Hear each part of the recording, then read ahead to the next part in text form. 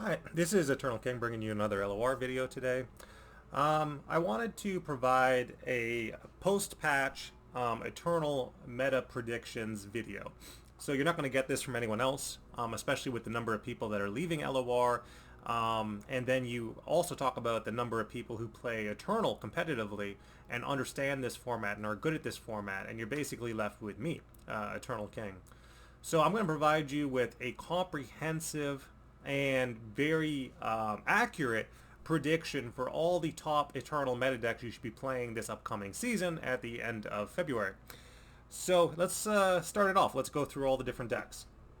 So first thing we're going to talk about is kind of what not to play. So the big loser here is Elder Dragon, as well as Enraged Fire Spitter. So this was one of the decks I was really excited about in terms of seeing the numbers for the upcoming season, and I predicted that this deck was very good and very strong, and perhaps the top meta deck in Eternal, which is basically, Feel the Rush with the one of Elder Dragon, allowing to make your units bigger than everything else, and it was very strong. With the three of like Burden Ice and It Stairs, your ramp, and like challenging off of these units, and then the big fire spitter and all of that stuff, and then just kind of your normal anti-aggro tech, plus lots of ramp, and that felt exceptionally strong. And then Volibear coming down on 9, and like so that was really good. So again, but post changes to Eddy, this isn't going to feel nearly as good, and so I'm saying like don't play this. So don't play Eddy ramp. And the other big loser is Eddy midrange, right? So don't play Eddy midrange, which is the top deck in Standard. I saw someone running this in Eternal, and I was playing Azir Irelia, and like they didn't even get to play the game. It was so one-sided. Like I felt bad for them. So again, the big deck that was nerfed even more so than Eddy ramp was Eddy midrange.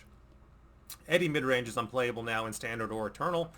Mage Seeker becoming a 2/2 for 4 mana, and losing tough. Like this is basically worse than the Bandle City 4 mana card that discards. Like this is basically worse than that now, which is like fine because again you don't want this card to be unhealthy. So I don't mind them nerfing it into the ground, but like it is a lot worse now. Morgana now basically requires deck support to level. So one of the decks I theorized was like Ezreal Morgana. Like that's more of a thing now because Morgana's gonna be much harder to level after the nerf. And then yeah, Enraged Fire Spitter being nerfed, Simon being nerfed and conflicting with Galio. Like don't play this. This deck is gonna be like a trash fire. So don't play this. So those are the two big losers. It's basically Eddy decks. So with that out of the way, let's talk about what's good and what's gonna win this Eternal season. So basically anything that I've listed meta is decks that I predict being meta, and in fact we're going to add this one in because I forgot about it. This is meta Elusive Spam. So meta Elusive Spam, we can start with this one. Basically just revolves around spamming Zoe, Teemo, Acorn, all elusives, and then buffing them and making them big with Blessing of Targon and Battle Bonds, both being cheaper thanks to Acorn, and Augmented Clockling, and then potentially burning the opponent out. And this is, some people like the 2 Get Exciteds. I'm on 1 Get Excited. I find it's less awkward. And then more Lodestones. Because sometimes you play it as equipment and sometimes you play it as Harazi. But yeah, sometimes you're a little lacking for burn. So again, I can understand the 2 Get Exciteds if you prefer that. It's a little stronger off the Zoe play. But yeah, this deck is great. There's no reason not to play this as one of the top decks in Eternal. Very strong. If you're if you're just kind of sick of people running big stuff and you just want to go under them, this is going to do great. So we have Meta Elusive Spam as one deck that is going to do very well. Meta Azir Irelia is going to do very, very well. Basically winning off of Sparring Student. If you want to go on the if you want to do the aggressive play. You have Green Glade Duo to potentially go under them. And then, yeah, you have your buffing of tokens, turbo leveling either Irelia or Azir. Again, I'm on the Defiant Dance version, 3 Twin Disciplines, 3 Defiant Dance. I prefer that. But you know how this deck plays. It's mainly, it's aggressive, it's rally heavy, it's token heavy, and it turbo levels. And again, if you want, you can tech in a little bit of interactivity as well, like I do. Meta Draven Rumble. So again, this is another great deck you can play for this Eternal season. It's basically discard aggro, and you know, winning off of the big Rumble play, plus some burn. Enraged Fire Spitter getting a bit of a nerf here. Again, it's mostly a burn win condition in this deck, so you probably won't care about the nerfs.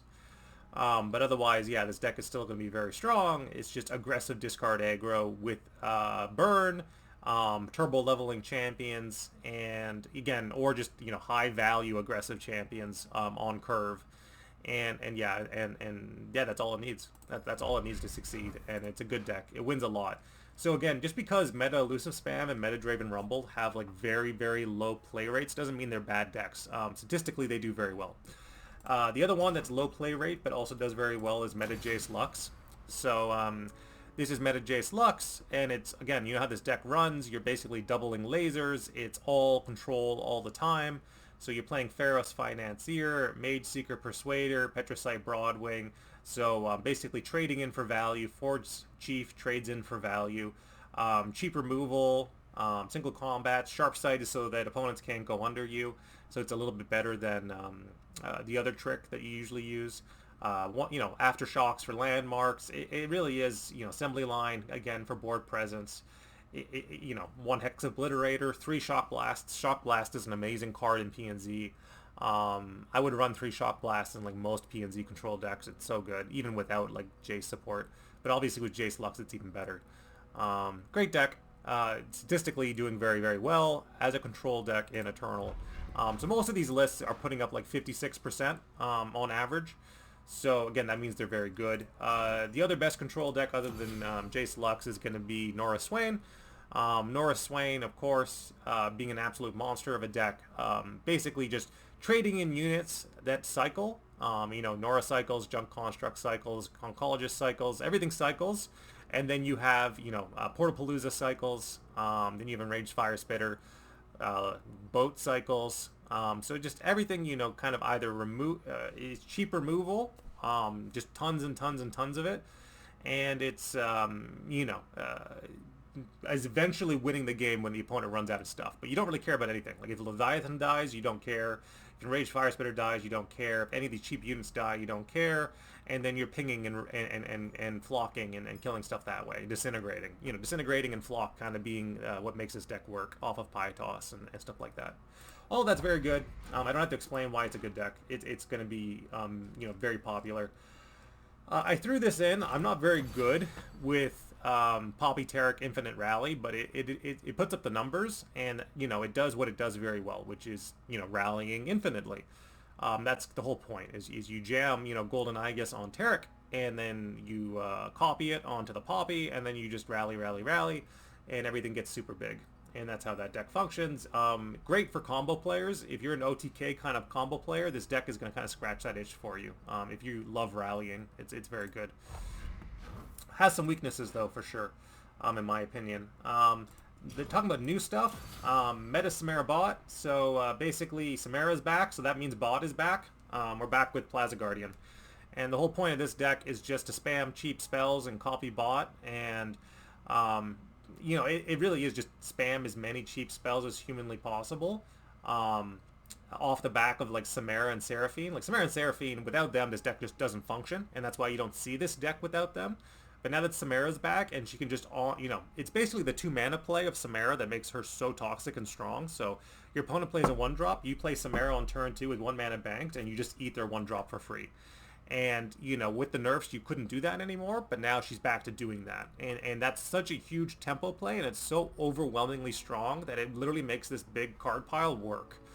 That's how strong it is. It's just like playing a bunch of cheap junk spells, because you're so confident that Samaira and then Seraphine will delay the game out. And they will, too. Because Seraphine is great on the block, and if you don't have the attack token, and Samaira's amazing if you do have the attack token. So you can either block effectively or attack effectively. Either way, trading 2 for 1 most of the time. Because Seraphine will, you know, get you a ping, and Samaira challenges and kills. So they're 2 for 1 2-mana champs that are exceptionally strong, and that allows you to just kind of play out your game plan, including Sputtering Songspender being the big card, and then jamming 3 Plaza Guardians. You know, that's kind of how that deck goes. So again, like that's one list that I found of Samaira Bot. There are multiple versions, but one of those versions of Samaira Bot is going to work. and be meta. The next one is meta Thresh Nasus. Hasn't really gone anywhere. You play the biggest Nasus possible, and then you atrocity him, and then everything else is just like there is some aggro, and then there's lots of effective removal, and nothing about this deck has changed, right? Blighted Caretaker allows you to challenge. Vile Feast is the best anti-aggro card. You got your Hate Spikes. You know, pretty much everything here. Hate Spike nerf is nice.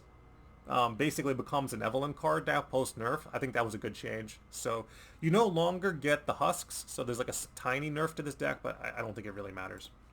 It won't matter much. This deck doesn't really care about the husks much. And then meta Ziggs Poppy. Personally, my favorite aggro deck in Eternal. Very, very effective at what it does. You play Bird turn 1. And then you just have units, you know, bigger 1-drops. So, you know, Legion's Rearguard can be a 4/3. Crimson Pigeon can be a 4/4. You can buff the House Spider, so you're getting 3/3 plus 1/1. That's like 4/4 stats for 2, which is pretty strong. Stone Stackers can be a 3/4 with impact. Like, you know, regardless of how this deck plays out, you know, chances are by turn 2, you're going to have 3 1-drops, and they're all going to trade up. And if you don't have 3 1-drops, there is some like a little bit of value game with the Bandle City, Mayor, and things like that. It's quite good. You can either do 1 Battle Bond or you can do 1 Draw, and either one is considered fine. It's up to you how you want to run it. You know, I can show you what that looks like. Yeah, it is the 1 Whispered Words, so you can be on the 1 Whispered Words here, and that's fine. Depends on the meta, whether the aggro card's better or the draw's better. And like, yeah, that's it. That's 1, 2, 3, 4, 5, 6, 7, 8, 9. There's probably a 10th deck in here that I'm missing, but I would say there's probably about solid 10 decks that you can run at a 56% win rate. Oh yes, and of course, I did account for this. That is the buffed Master Yi. So I don't know what the list is going to look like exactly. It's either going to be like Akshan, Lee Sin. It's going to be, you know, Master Yi, Lee Sin. But that's going to feel very, very strong. And so that's a possible new meta deck, is Lee Sin coming back and doing well. I don't know if it's going to be 56% win rate. It might be 53. It's going to be pretty good. And then the other one is Samaira Lee Sin, which is all strike based, and that deck is like my least favorite. I don't know, Bot's pretty bad too. So not either way, both of those decks are awful to play against. But yeah, Samaira Akshan is the last one. So there's probably about 11 decks you could play effectively right now. And so this is an old list that, you know, is basically Akshan Samaira. But the way this deck works is you know what it is. It's an all-in Swing and Glave deck.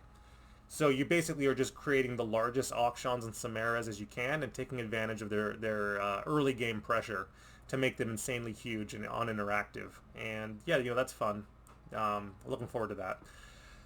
That's it. That's the meta for the upcoming season. I would say that between those 11, 12 decks, that is almost a perfect picture of what you'll be looking at this season. This is Eternal King, signing out.